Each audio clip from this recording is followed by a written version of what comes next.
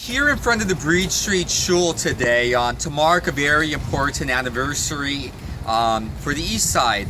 On October 1st, 1987 at 7:42 a.m. a 5.9 earthquake on the Richter scale hit the east side. The Whittier Narrows earthquake would leave devastation stretching from just the edge of downtown LA all the way to Chino Hills. Of course, the core of Whittier, where the earthquake hit, would be left in devastation. However, a lot of that would recover within a few months, a few years' time. However, on the east side, 30 years later, we still have some lasting damage, some historical damage that has never been, completely refixed. That was caused by that. One of the buildings that was also damaged during that famous earthquake was this building here, the Breed Street Shul. At the time they were getting ready, people were going to be going in just a short period of time from when the earthquake would have happened. There would have been the services, the morning services, that were still being held for some time into the 80s here in this building. However, in the earthquake, this reinforced brick building was damaged. And we're going to go in and we're going to see some of the damage on this. So, let's cross the street while we have a chance.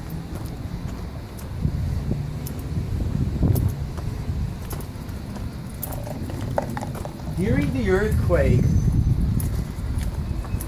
the first noticeable sign of damage would be that up above there was these beautiful engraved stone carvings of on the Ten Commandments. One of them fell down and hit the stairway right here, concaving and breaking it in. That's why you see this. It's just an elevated platform in which steps have been, concrete steps have been created. But falling from there with all of that weight broke the steps there.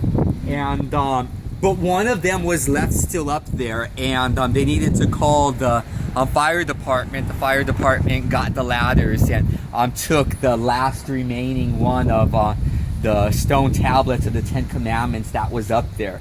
Now, interestingly, I'm told by Steve Sass, the president of the Jewish Historical Society of Southern California, who says that the rabbi who was here at the time actually stressed this to him, that of the stone commandments that fell, the ones that were left up there were the first 5 commandments, the ones that relate to God. Those were left in place undamaged. But the ones that actually fell and were broken were the latter 5 of the commandments, the commandments that relate to man and man, the relationships between man and man.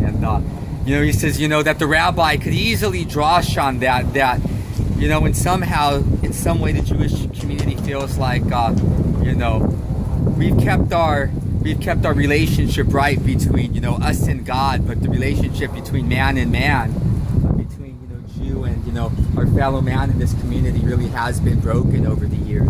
And it would be even more so starting on that day, October 1st, 1987. That's when this building would be red tagged and closed. This building would not have any type of people really going into it for years, until the 1990s, when the Jewish Historical Society would take possession of this building, and they would start to slowly do some of the restoration of the building. However, the building is still unreinforced.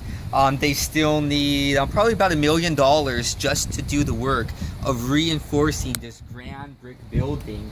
Our fear is that in a future earthquake, if it's unreinforced, that it'll just be damaged more and might fall in on itself. But being reinforced, it would give this building new life. We would be able to use it as a cultural center for people in the neighborhood, doing all kinds of community intercultural programming. So it wouldn't just be a museum that talks about the Jewish history of the neighborhood. It would bring programming of the current residents to life right here in this space. So that's our hope for this. And it's just heartbreaking that 30 years later, this building, still isn't, we're still not able to go in it.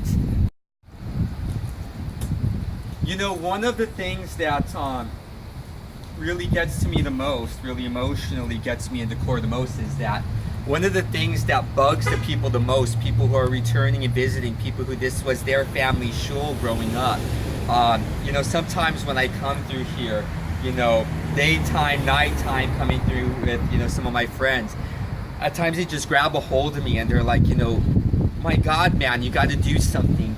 You got to do something for this building. Make them take down this damn barbed wire.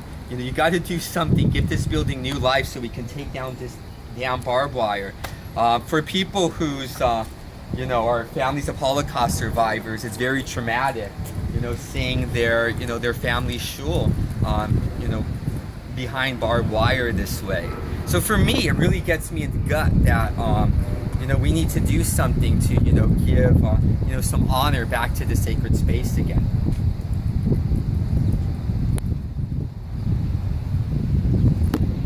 So hopefully, if any of you, are able to, if any of you, just feel moved, I would encourage you to dig deep and try to give towards the Breed Street Shul project, to the Jewish Historical Society, so that we can get this glorious building, fully restored. But to think about it, that, for 30 years now, there has been just no ability for us to, have any type of programming within this grand building because of, the earthquake. So on this anniversary, I just want everyone, to remember, the good memories that you have of this sacred space, and, to think about, giving so that we can make a future here in this wonderful, wonderful building. Okay, Shalom Aleichem.